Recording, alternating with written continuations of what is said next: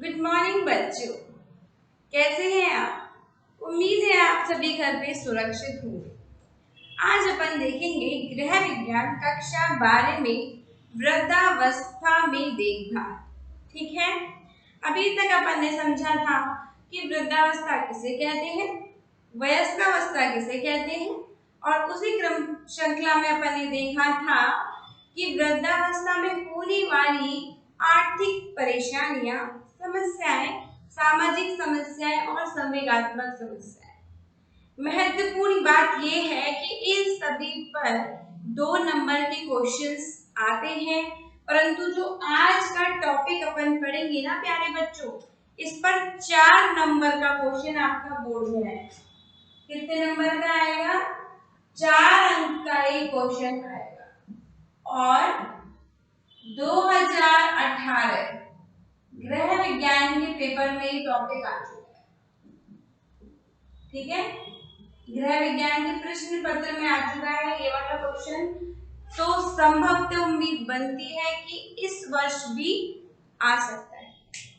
मैं क्वेश्चन के अकॉर्डिंग इसलिए बताती हूँ क्योंकि बोर्ड की क्लास है और जितना आप क्वेश्चन को उसी पॉइंट ऑफ व्यू से देखेंगे उतने अच्छे अंक आप परीक्षा में प्राप्त कर सकते हैं गृह विज्ञान के प्रश्न पत्र में। ठीक है, चलिए आगे चलते हैं अपन।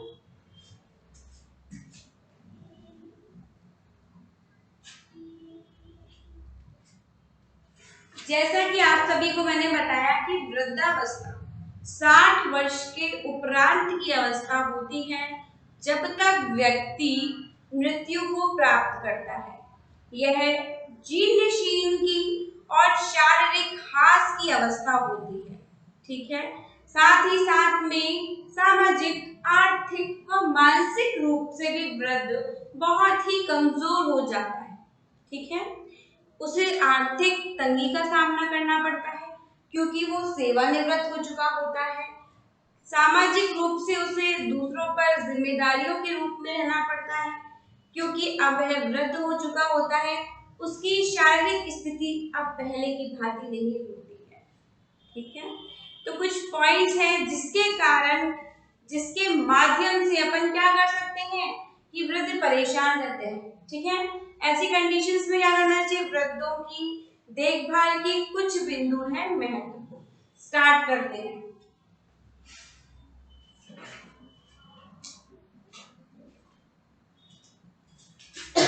Sorry, to care in old as.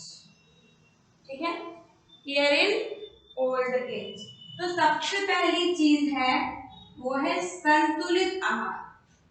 संतुलित आहार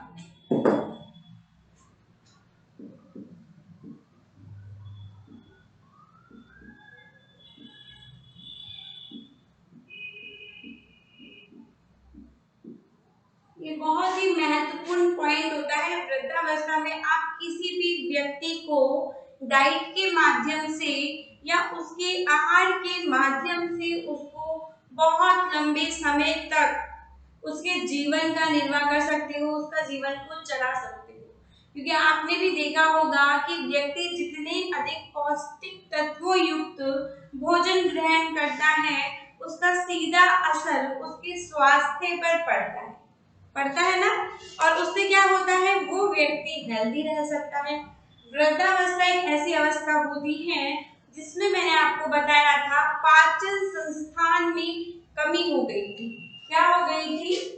पाचन संस्थान में कमी। पाचन संस्थान में कमी से क्या हुआ, 2 कंडीशंस अपने सामने आ गई। पहले की कब्ज, क्या हो गया था, कॉन्स्टिपेशन। ठीक है, और दूसरा अतिसार। ये पाचन संस्थान की 2 बीमारियां होती हैं। अब आप ये सोचेंगे कि मैम आपने इस बैलेंस डाइट में क्यों बताया? ठीक है, मैंने इसलिए बताया है प्यारे बच्चों क्योंकि अगर व्यक्ति संतुलित आहार ग्रहण नहीं करता है तो व्यक्ति के सामने ये वाली प्रॉब्लम क्रिएट हो जाती है। आई बात समझ में? क्योंकि सीधा कनेक्शन पाचन का किससे होता है? संतुलित आहार से होता है। ठीक है, समझ में आई बात? फिर अपन ने देखा कि कब्ज क्या होता है। कब्ज वह स्थिति होती है जिसमें मल की जो आवृत्ति होती है वो क्या होगी? अवरोधक हो जाती है। मतलब आंतों में मल का जमा हो जाता है और बॉडी के शरीर के बाहर वो निष्कासित नहीं हो पाता। वो कंडीशंस कहलाती है कब्ज। और जब व्यक्ति ऐसा भोजन ग्रहण करेगा, एक वृद्ध व्यक्ति तला भुना, गरिष्ठ, मिर्च मसालों युक्त, ठीक है, ऐसी कंडीशंस में क्या होगा? उसे कब्ज की प्रॉब्लम हो जाती है। ठीक है, अतिसार में क्या होता है कि मल की आवृत्ति व बारंबारता अधिक होती है और व्यक्ति बहुत ही ज्यादा गरिष्ठ भोजन, वही मिर्च मसाले युक्त, तला भुना या इस प्रकार का भोजन ग्रहण कर लेता है, तो ये वाली कंडीशंस देखने को मिलती है। ठीक है, इसलिए वृद्धावस्था में डाइट का बहुत ध्यान रखना चाहिए। अब आपके माइंड में क्वेश्चन आता होगा कि मैम डाइट कैसी होनी चाहिए, तो अपन देखते हैं प्यारे बच्चों।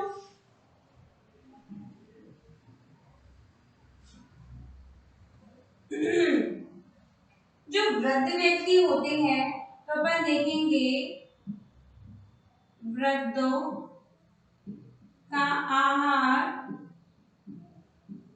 पौष्टिक। पौष्टिक का मतलब क्या होता है? क्या होता है बताओ, सोचो। पौष्टिक तत्वों युक्त, पौष्टिक तत्वों युक्त होना चाहिए। ठीक है,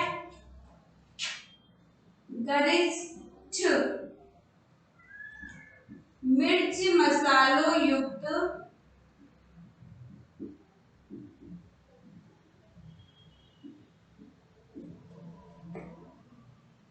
भोजन को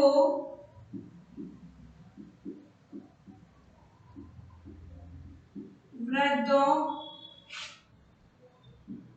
के आहार में समावेशित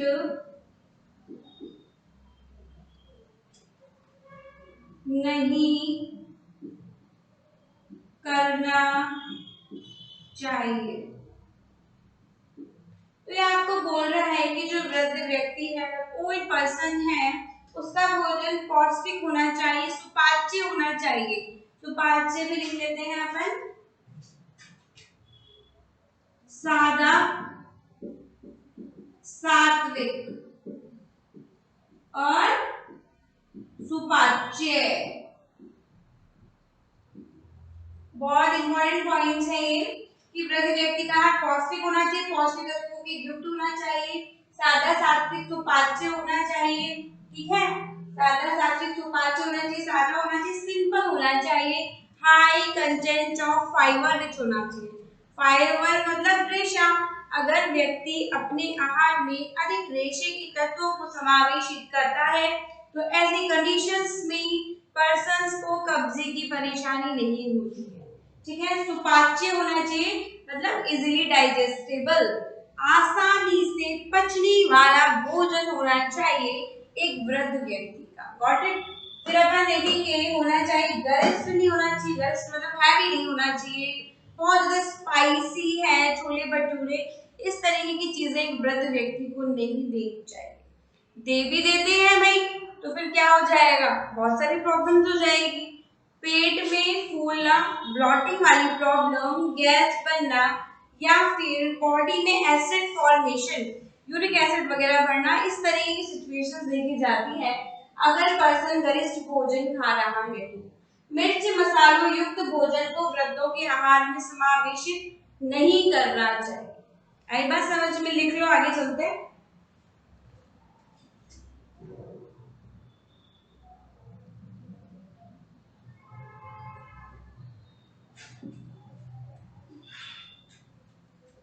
इम्पोर्टेंट बात बात ये है कि ये सारे पॉइंट्स आपकी बुक में नहीं दे रखे, तो नम्र निवेदन है कि आप इनको कॉपी पे उतारिए, क्योंकि जब बुक में नहीं मिलेंगे और अच्छा कंटेंट अपन को मिल रहा है तो लिख लोगे तो बहुत अच्छे फायदा होगा, एग्जाम में बहुत अच्छे नंबर आ सकते हैं आप अच्छा देंगे। ठीक है, अब अपन बात कर रहे हैं संतुलित आहार की। अब अपन ने ये देखा है सिचुएशंस कि कई घर में व्यक्ति को संतुलित आहार नहीं मिल पा रहा, तो उससे क्या होगा, वृद्ध क्या हो जाता है, चिड़चिड़ा हो जाता है। ठीक है, चिड़चिड़ा होने के साथ साथ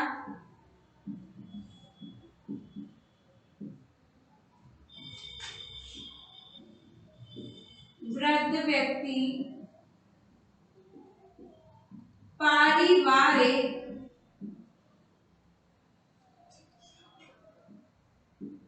वातावरण भी प्रभावित करता है। लिखते चलना इसको। देखो, अगर वृद्ध व्यक्ति को बैलेंस डाइट नहीं दिया जा रहा, पौष्टिक तत्व युक्त भोजन नहीं जा रहा, तो व्यक्ति चिड़चिड़ा हो जाएगा और चिड़चिड़े के साथ साथ क्या करेगा, पारिवारिक वातावरण को भी दूषित कर देगा, अपने को भी स्ट्रेस युक्त करेगा और साथ ही साथ में वो परिवार के लोगों को भी प्रभावित करेगा। उसी कंडीशंस में देखा जाता है कि वृद्ध व्यक्ति की रुचि के अनुसार अगर उसे संतुलित आहार दिया जा रहा है जो उसे पसंद है तो वो इजीली उसको खा भी लेगा सॉरी, और साथ ही साथ में उससे क्या होगा कि वृद्ध व्यक्ति का पारिवारिक वातावरण भी हेल्दी रहता है।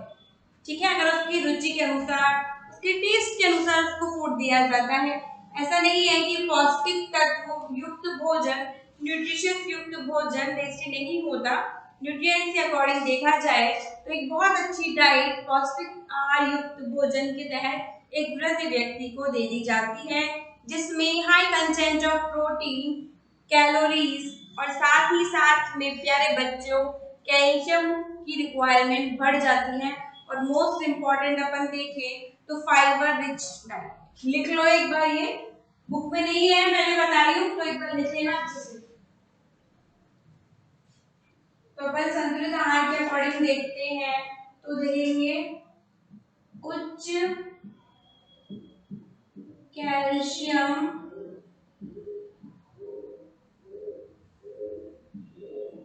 युक्त आहार, बहुत इंपॉर्टेंट है क्योंकि बोन टेंडेंसी जो होती है, हड्डियां कमजोर हो जाती हैं, ऑस्टियोपोरोसिस हो जाना, हड्डियों का टूट जाना, जल्दी से कमजोर हो जाने वाली कंडीशंस देखी जाती है वृद्धावस्था में।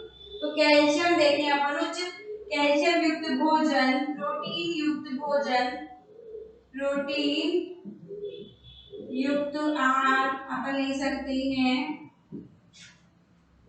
रेशा, रेशा मतलब फाइबर।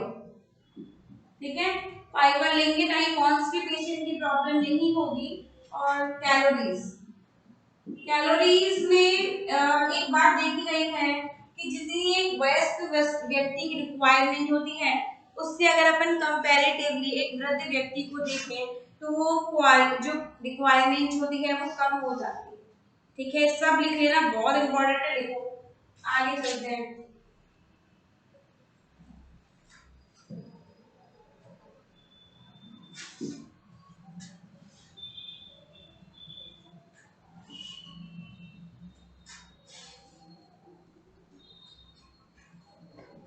फिर नेक्स्ट है पूर्ण विश्राम व निद्रा।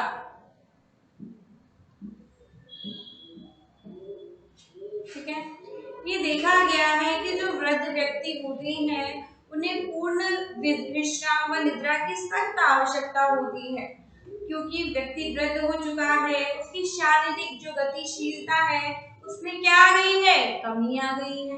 अब भाई जब कमी आ गई है तो ऐसे सिचुएशंस में क्या होगा, व्यक्ति को ऐसे वातावरण में विश्राम व निद्रा करने की आवश्यकता होती है जहां पर वो अपने आप को रिलैक्स महसूस कर सके। शोरगुल वाले वातावरण में वृद्ध व्यक्तियों का कमरा नहीं होना चाहिए। ठीक है, उनका कमरा कहाँ होना चाहिए? जहां पर शांति हो, शोरगुल नहीं हो, वातावरण शांत हो। तो लिख लेते हैं अपन, वृद्ध व्यक्तियों का कमरा, वृद्ध व्यक्तियों का कमरा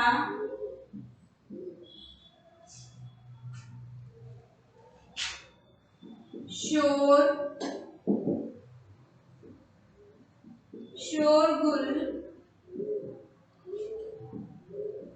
वातावरण से दूर, ठीक है, शांति के क्षेत्रों में होना चाहिए। साथ ही साथ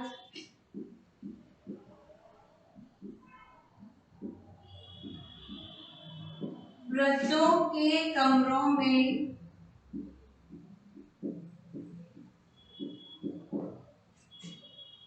उत्तम प्रकाश की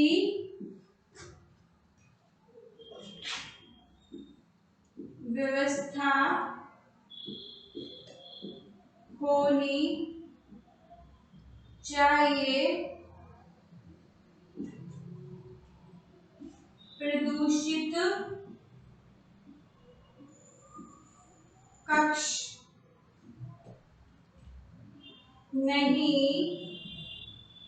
होना चाहिए। प्यारे बच्चों, ये देखा गया है कि वृद्ध व्यक्तियों का जो कमरा होता है वो शोरगुल वातावरण से दूर, शांति के क्षेत्र में होना चाहिए। मतलब ऐसा रूम घर में होना चाहिए जहां पर शांति हो। ठीक है, एंट्रेंस पे ही वृद्ध व्यक्ति को रूम बना रखा है, लोग आ रहे हैं, भीड़ भाड़ हो रही है, तो क्या वो शांति से रेस्ट कर पाएंगे? नहीं कर पाएंगे। उनकी नींद में बार बार खलल उत्पन्न होगा, जिससे वृद्ध क्या होगा? परेशान हो जाएंगे, चिड़चिड़े हो जाएंगे स्वभाव से, और साथ ही साथ में वो बीमार भी हो जाएंगे। ठीक है, साथ ही साथ में वृद्धों के कमरे में उत्तम प्रकाश की व्यवस्था होनी चाहिए। मतलब जो लाइट वगैरह की व्यवस्था है वो अच्छी होनी चाहिए। वृद्धों की इच्छा के अनुसार ही उनको कमरों का चुनाव करवाना चाहिए। साथ ही साथ में प्रदूषित कक्ष नहीं होना चाहिए। आई मीन टू से कि स्टार्टिंग में ही है और बाहर का जो पॉल्यूशन वगैरह है वो रूम में आ रहा है, तो वो भी वृद्धों के लिए हानिकारक हो गया, है ना।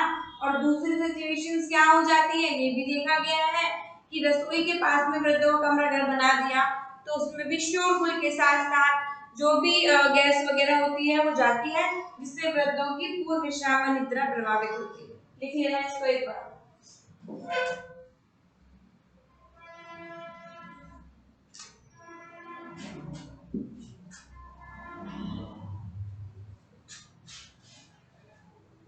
पॉज करके लिख लेना, ठीक है, नहीं लिखा तो।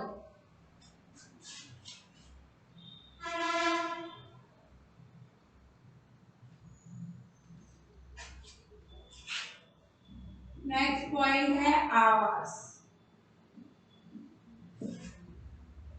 प्यारे बच्चों, वृद्धावस्था एक ऐसी अवस्था होती है, मैंने आपको बताया था कि वृद्ध व्यक्ति या तो अपने पुराने मकान में ही रहना पसंद करता है जहां पर उसने आजीवन मेहनत करके उसका निर्माण करा है, और वो, या फिर अपन देखते हैं कि वृद्ध क्या करते हैं, अपनी जो प्रॉपर्टीज होती है वो अपनी संतानों को सौंप देते हैं, ये भी मैंने आपको बताया। तो ऐसी सिचुएशंस में क्या होगा? ऐसे सिचुएशंस में ये होगा कि जो उनकी संतान होती है वो पूरी संपत्ति को प्राप्त तो कर लेती है, परंतु वो वृद्धों को उस आवास में स्थान नहीं दे पाती, और अंत में व्यक्ति को वृद्धाश्रम की ओर जाना पड़ता है। तो वृद्धों को आवास के पॉइंट ऑफ व्यू से देखें तो हमेशा उनको उन्हीं घरों में रखना चाहिए जो उन्हें प्रिय रखते हो और जिनमें वह रहना चाहते हैं। ठीक है, क्योंकि बहुत सारी यादें जो होती हैं वृद्धों की उनसे कनेक्ट होती है और यादों से ही वृद्ध व्यक्ति एनर्जेटिक महसूस करते हैं। समझ में आ रही बात मैं क्या कह रही हूँ प्यारे बच्चों?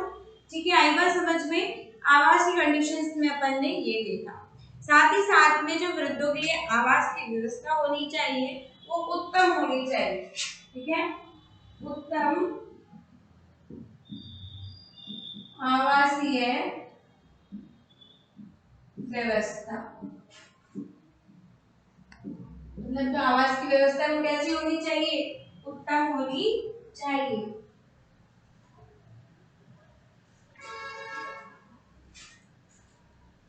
फिर नेक्स्ट अपन देखते हैं वृद्धों के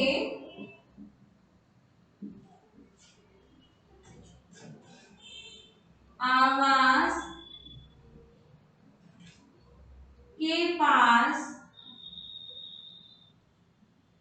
मनोरंजन के साधन,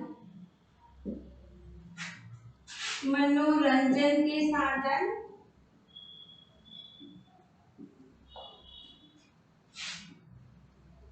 उपलब्ध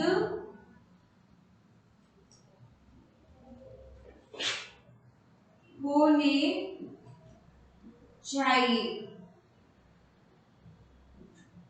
ठीक है,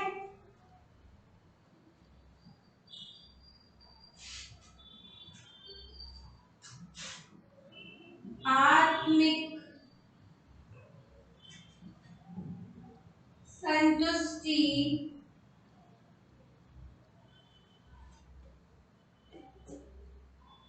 प्रदान करने वाले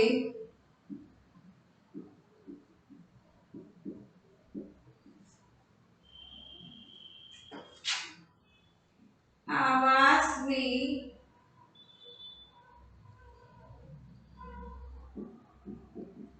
वृद्धों को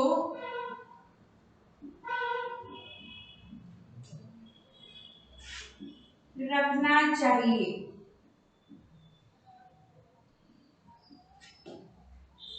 क्योंकि उनकी स्मृति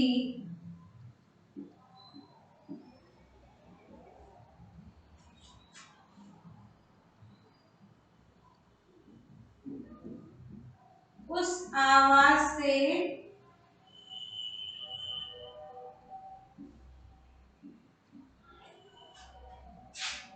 जुड़ी होती है।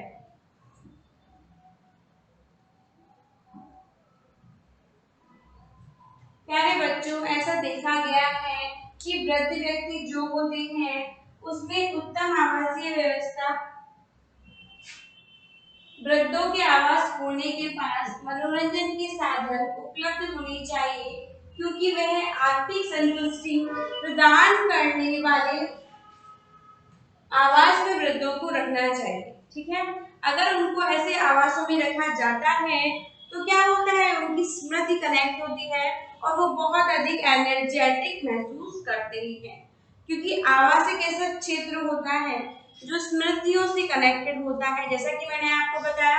और ऐसी कंडीशंस में वो स्वयं को अगर उसी परिवार में रखा जाता है तो बहुत अधिक एनर्जेटिक महसूस करते हैं। वहीं पर उनके कई बार ऐसा देखा गया है कि बेटे बहू पुराना मकान बेच देते हैं और नई स्टाइल का मकान लेने के लिए वह नई परिवारों में नए घर में उनको ले जाते हैं। ठीक है, ऐसी कंडीशंस में क्या होता है कि नया घर तो हो जाता है परंतु वो क्या होता है, स्मृति से रिलेटेड नहीं होता और व्यक्ति को आर्थिक संतुष्टि का अनुभव भी नहीं रहता, तो वो संवेगात्मक रूप से टूट जाता है, तनाव युक्त हो जाता है। इंपॉर्टेंट पॉइंट है ये, लिख लो इसको फटाफट से, आगे चलते हैं।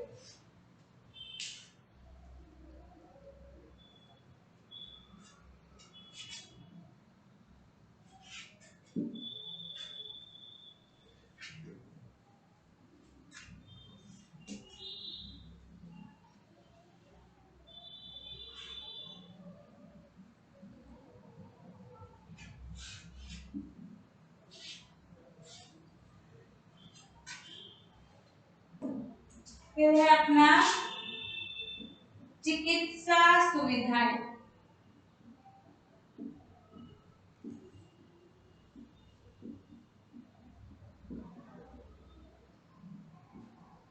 वृद्धावस्था में चिकित्सा की जो आवश्यकता होती है वो बहुत अधिक बढ़ जाती है। रीजंस क्या है? रीजंस वही है कि वृद्धावस्था में बहुत सारी बीमारियां व्यक्ति को घेर लेती है। हृदय संबंधी बीमारी, किडनी संबंधी बीमारी, पाचन संबंधी बीमारी और बहुत सारी बीमारी वृद्ध व्यक्ति को, हाई बीपी, डायबिटीज, इस तरीके की सिचुएशन अपन ने देखी है और हर पर्सन में ये बीमारियां वृद्धावस्था में अधिकतर हो जाती है। रीजंस क्या है? रीजंस एक बहुत बड़ा है कि आज का जो डाइट प्लान है, आज का जो अपन संतुलित आहार ग्रहण नहीं करते, मिलावट इतनी अधिक है कि वो व्यक्ति को वृद्धावस्था तक पहुंचते पहुंचते बहुत सारी बीमारियों को घेर देती है। ठीक है, आई बात समझ में? अब अपन देखते हैं कि वृद्धावस्था में वृद्ध व्यक्तियों के लिए चिकित्सा की जो सुविधाएं होती हैं वो पहले से ही वृद्ध व्यक्ति को या तो व्यवस्था कर लेनी चाहिए कि जैसे कि आपने देखा है कि मेडिक्लेम और बहुत सारी ऐसी स्कीम्स हैं जो वृद्ध व्यक्ति अपना करके या फिर एलआईसी में इसका मेडिकल का इंश्योरेंस करा लेते हैं कई लोग, ताकि वृद्धावस्था में जब वो आए तो उनको प्रॉपर तरीके से चेकअप वगैरह वो करवा सके।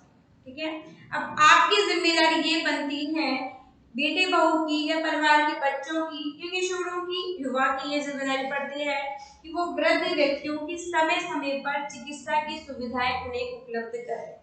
ठीक है, क्योंकि वृद्धावस्था में चिकित्सा की आवश्यकताएं क्या बढ़ जाती है? बढ़ जाती है। तो वृद्धों के लिए चिकित्सा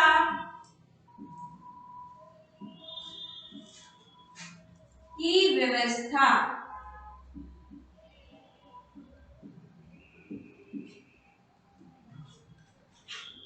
करने के साथ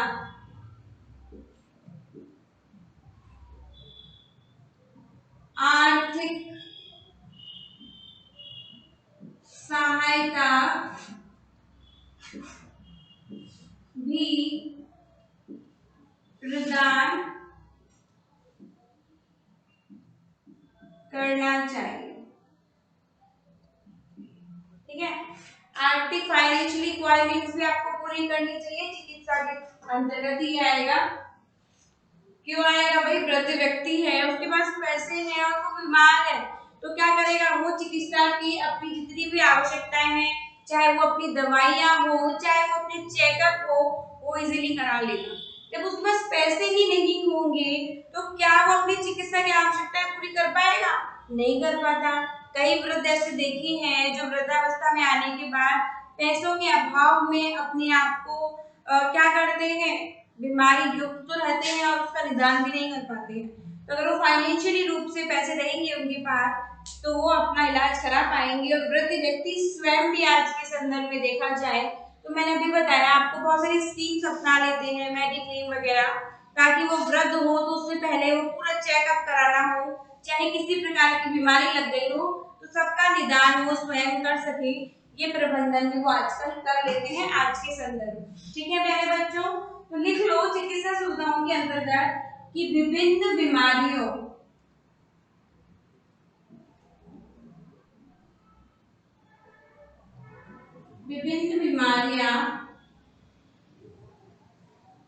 वृद्धावस्था में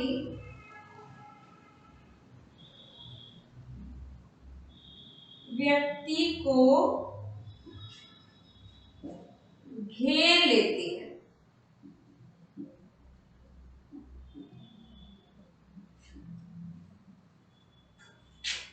ऐसे में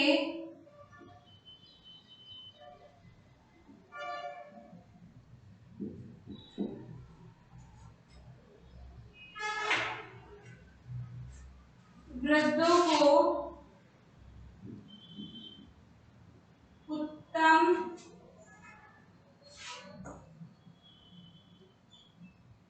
चिकित्सा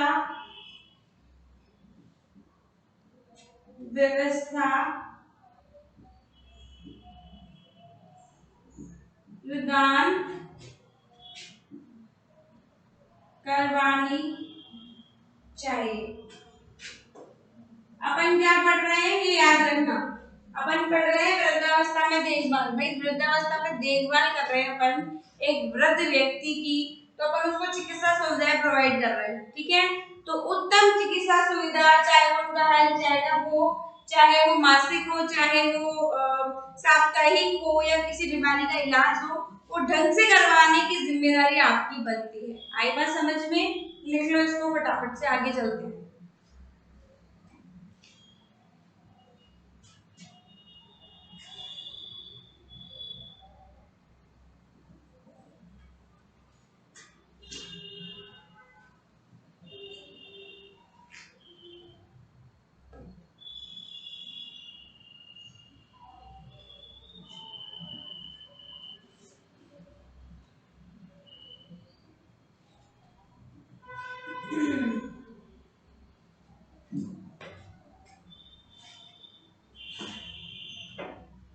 नेक्स्ट पॉइंट है अपना सक्रियता।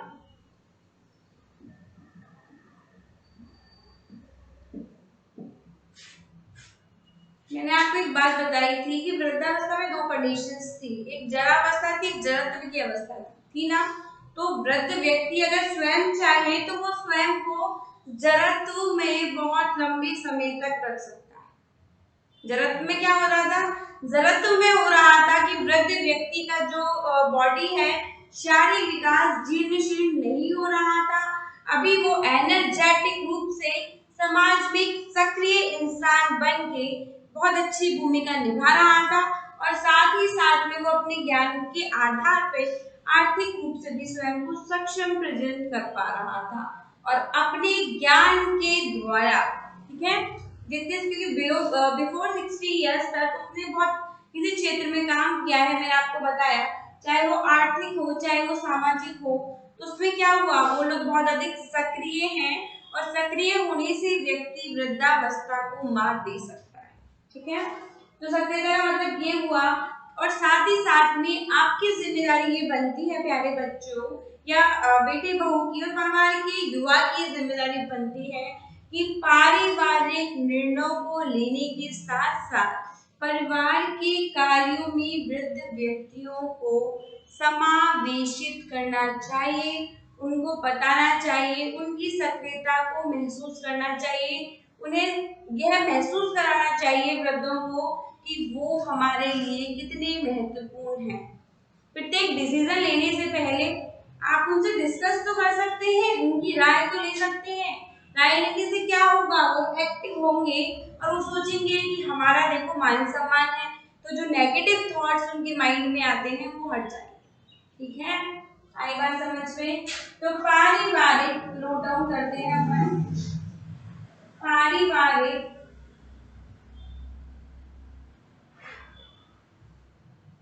ओके, पारिवारिक कार्यों में बहुत छोटी छोटी जिम्मेदारी भी आप उनको सौंप सकते हैं। छोटे छोटे काम, छोटे छोटे काम जैसे सब्जी लाना, ये भी एक बहुत काम है उनके लिए, या छोटे मोटे आसपास के कार्य क्षेत्रों के काम करना, जिससे उनका समय व्यतीत होगा, स्वयं को एनर्जेटिक महसूस करेंगे, और जो भी कार्य उनको पसंद है वो कर पाएंगे। समझ में आ रही है? लिख लो, पारिवारिक कार्यों में वृद्धों की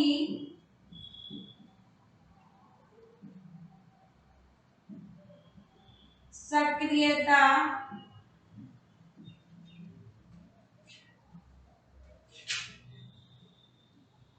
बढ़ानी चाहिए, ठीक है। पारिवारिक कार्यों में क्या करना चाहिए, वृद्धों की जो सक्रियता है, भागीदारी है, सक्रियता को भागीदारी के रूप में भी लिख लो ताकि आपको याद रहे, भागीदारी बढ़ानी चाहिए। और साथ ही साथ में क्या करना चाहिए, समाज में समाज सेवक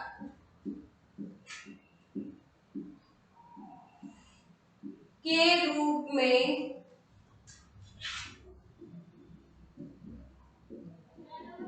वृद्ध व्यक्ति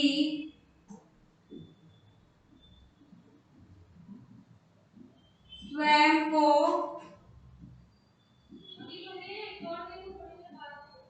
सक्रिय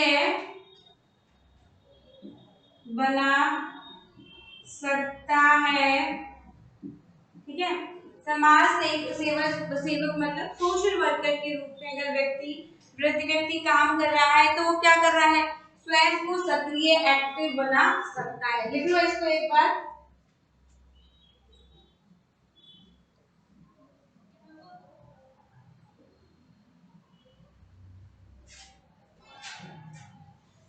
लिख लिया।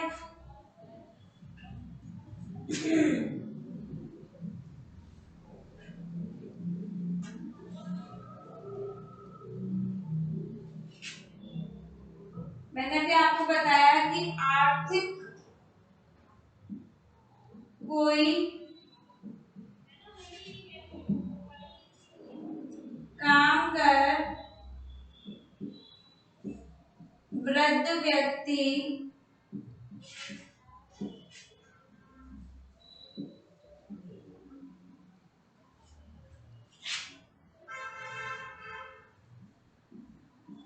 वृद्धावस्था में जीविकोपार्जन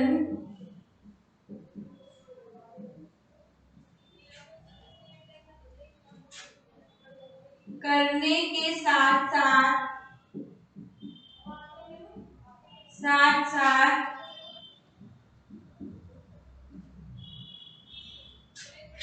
समय व्यतीत कर भी सकता है।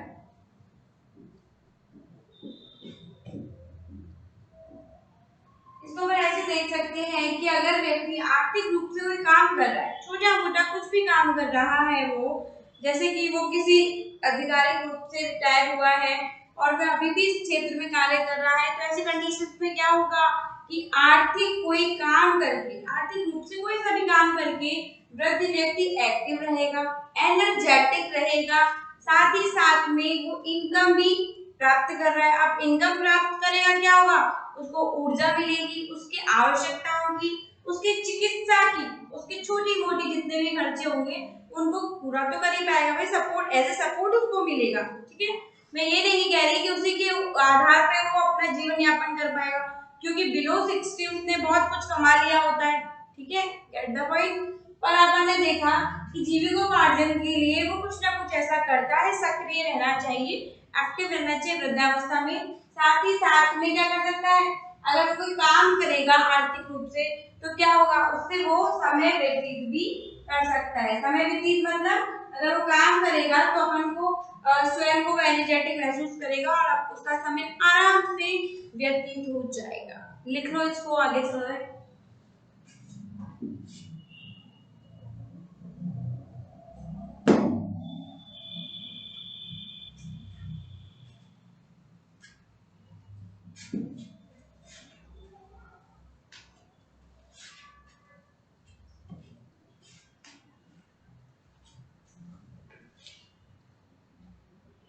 फिर नेक्स्ट पॉइंट है आर्थिक सहायता।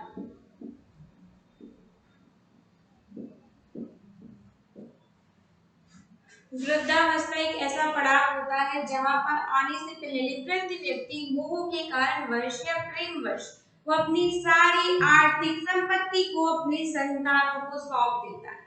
ठीक है, उसे लगता है कि वो असीम प्रेम अपने बच्चों से करता है और उसका दुष्परिणाम ये निकलता है कि वृद्धावस्था में व्यक्ति को आर्थिक परेशानियों से जूझना पड़ता है और थोड़े से पैसे के लिए भी उसको अपने संतानों के सामने हाथ फैलाने पड़ते हैं। बहुत बड़ी प्रॉब्लम क्रिएट हो जाती है ये। और क्या होता है, वो चिकित्सा के लिए, अपनी छोटी मोटी आवश्यकताओं के लिए अपने बेटे बहू, अपनी संतानों पे क्या हो जाता है, वो निर्भर हो जाता है। ये बहुत बड़ी विडंबना है अपने समाज की। तो ऐसी प्रॉब्लम्स में क्या करते हैं, तो आपको चाहिए आप एक वृद्ध व्यक्ति की सहायता करिए। कैसे करेंगे, आर्थिक रूप से आप उनको आर्थिक रूप से संबल प्रदान करिए। ठीक है, क्या करेंगे, आर्थिक आवश्यकताओं को पूरा करेंगे। आर्थिक आवश्यकताओं आवश्यकताओं को पूरा करना, आवश्यकताओं को वृद्धों की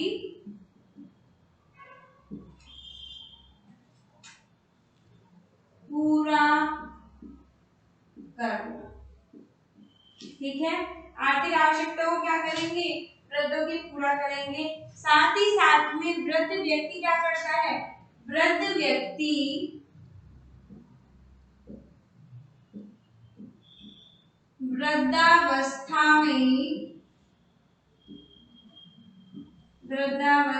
में आने से पूर्व स्वयं की आर्थिक स्थिति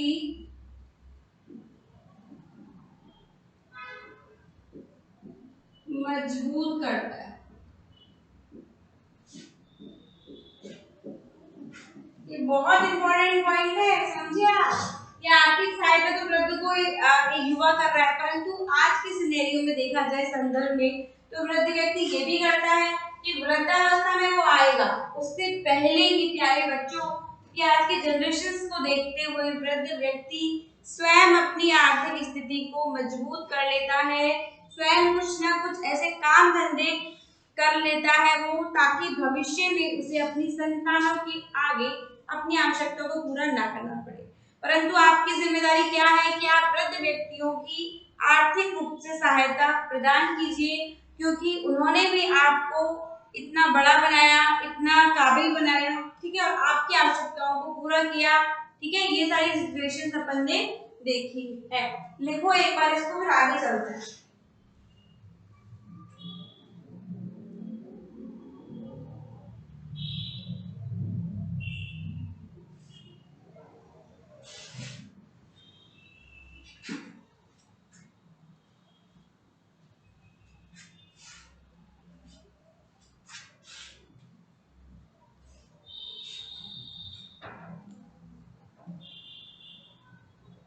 वृद्धावस्था में ये वाली सिचुएशन देखी गई है कि वृद्धों द्वारा पेंशन प्राप्त होना, पेंशन प्राप्त होना, ठीक है, वृद्धों के द्वारा क्या होती है, पेंशन प्राप्त होती है। ये वाली सिचुएशंस में देखी गई है कि वृद्धों को पेंशन प्राप्त हो रही है और वो अपनी पेंशन के आधार पर क्या कर रहे हैं, आवश्यकताओं की पूर्ति, आवश्यकताओं की क्या करते हैं, पूर्ति करते हैं, क्योंकि वृद्धावस्था में चिकित्सा की सुविधाओं की और बहुत सारे जो खर्चे होते हैं वो बढ़ जाते हैं। तो वृद्ध व्यक्तियों को क्या है, वृद्धों द्वारा क्या हो रहा है, पेंशन को प्राप्त कर रहे हैं कि अगर वो बहुत अच्छी पोस्ट रिटायर होते हैं तो वहाँ पे पेंशन का प्रोविजन होता है सरकारी जॉब्स के अंदर। प्राइवेट में बहुत अच्छे अच्छे सेक्टर्स हैं जो आफ्टर 60 ये प्लान देते हैं। परंतु आजकल मैंने आपको बताया था वृद्ध व्यक्ति वृद्ध नहीं हुआ है, अभी वो प्रौढ़ है, तो बिफोर वो क्या करता है, पेंशन प्लान अपना लेते हैं वो, ठीक है, पेंशन प्लान क्या करते हैं वो अपना लेते हैं। उसके लिए जब तक वो जॉब पे होते हैं वो अपनी आय का कुछ भाग कटवाते रहते हैं, ठीक है, वहाँ जमा कराते रहते हैं। जब वो रिटायर हो जाता है तो वो वाली कंपनी वगैरह है उसको पैसे दे देती है, ताकि वृद्धावस्था में जैसे ही व्यक्ति प्रवेश करे वो अपनी परेशानियों से सामना कर पाए, भली भांति वो अपने आगामी जीवन को व्यतीत कर पाए। ठीक है, आर्थिक सहायता के अभाव में अपन को पता है कि वृद्ध व्यक्ति टूट जाते हैं, आश्रित हो जाते हैं, तो ऐसी कंडीशंस नहीं आनी चाहिए। आप वृद्धों की देखभाल कर रहे हैं तो आप समय समय पर वृद्धों की आर्थिक आवश्यकताओं की, चाहे वो चिकित्सा की आवश्यकता हो, चाहे वो चाहे अपन वो देखें आवास की आवश्यकता है, तो इन तरह की आवश्यकताओं को आपको पूरा करना चाहिए। लिख लो एक बार इसको।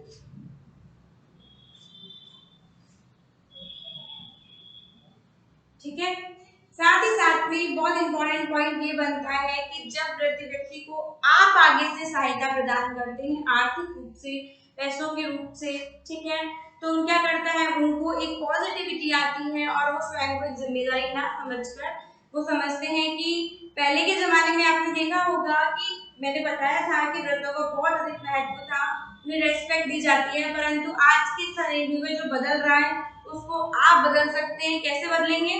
वृद्धों की देखभाल करके, सारी सुविधाएं आप उन्हें प्रोवाइड कराइए, ठीक है, ये आपकी जिम्मेदारी बनती है। 4 नंबर पे क्वेश्चन आ जाता है, अगर आप उनका महत्व समझ लेंगे तो आपके सामने कोई परेशानी आएगी नहीं, ठीक है।